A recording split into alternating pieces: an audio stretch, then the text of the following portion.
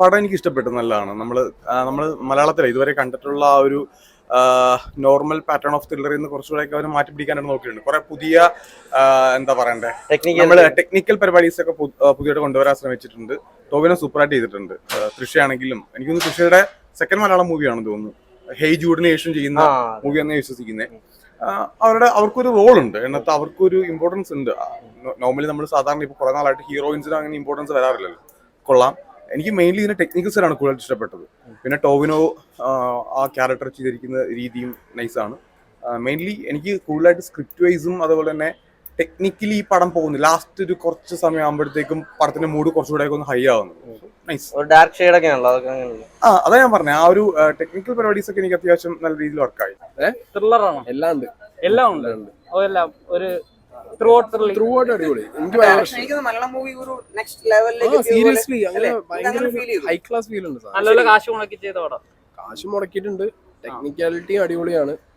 അജു വർഗീസിന്റെ മീശ ഒഴിച്ചാൽ ബാക്കിയല്ല. ഭയങ്കര പെർഫെക്റ്റ് സിനിമ. എനിക്ക് എന്താ തോന്നില്ല, എനിക്ക് ഒരു ഫോൾട്ട് ഒന്നിനും വന്നില്ല. ഞാൻ ആദ്യം വിചാരിച്ചു ടോവിനോന്റെ ക്യാരക്ടർ ഇങ്ങനെ ഒന്നും ആ ഒരു സിനിമയിൽ ഒരു റോളായിട്ട് തന്നെ മീൻസ് ആ ഒരു ചെറിയ റോളാന്ന് വിചാരിച്ചു. പക്ഷെ ഞാൻ വിചാരിച്ചു എന്താ ഉണ്ടാവുക, ടോവിനോന് എന്തെങ്കിലും ഉണ്ടാവുക വിചാരിച്ചു. പക്ഷെ അവസാനമൊക്കെ ആകുമ്പോഴത്തേക്കും ഭയങ്കര അൺഎക്സ്പെക്ടഡ് സാധനമായി പോയി. ഭയങ്കര പെർഫെക്റ്റ് സിനിമ എന്ന് എനിക്ക് തോന്നി. അതായത് എല്ലാ അടിയും എല്ലാ സീനുകളും ഭയങ്കര പെർഫെക്റ്റ്, മ്യൂസിക്, ആക്ഷൻ സീക്വൻസ് ഒക്കെ സൂപ്പർ ആയിട്ടുണ്ടായിരുന്നു.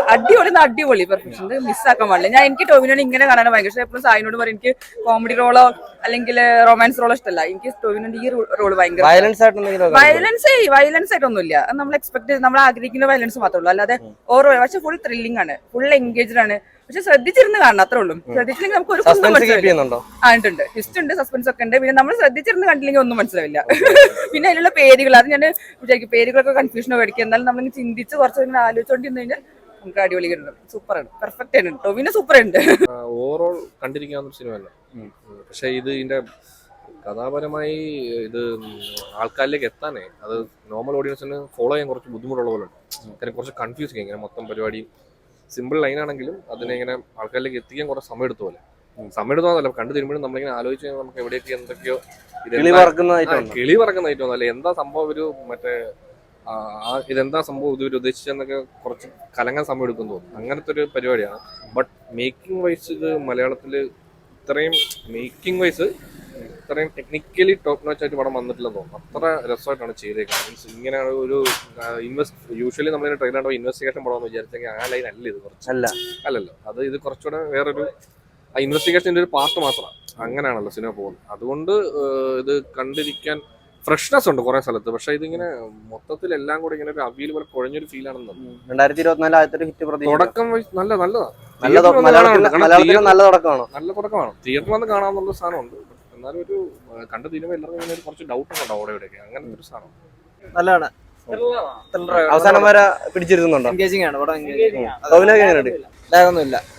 ത്രില്ലിംഗ് ആണോ കംപ്ലീറ്റ്? അത്ര ത്രില്ലിംഗ് അല്ല, എന്നാലും കണ്ടിരിക്കാവുന്ന രീതിയിൽ കുഴപ്പമില്ല. കണ്ടിരിക്കാം. ഡ്യൂറേഷൻ ചെറിയ സീനായിട്ട് തോന്നി, കുഴപ്പമില്ല.